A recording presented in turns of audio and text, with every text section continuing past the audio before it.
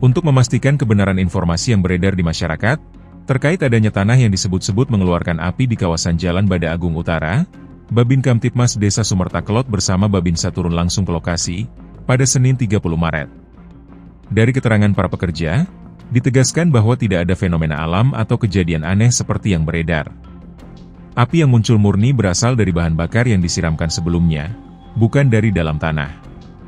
Dengan adanya klarifikasi tersebut, dapat dipastikan bahwa informasi viral mengenai tanah yang mengeluarkan api tidak benar, dan hanya merupakan candaan pekerja di lokasi proyek. Kapolsek Denpasar Timur, Kompol I Ketut Tomiyasa menyampaikan agar masyarakat tidak mudah percaya, dan menyebarkan informasi yang belum tentu kebenarannya. Kerta Negara, Bali Post.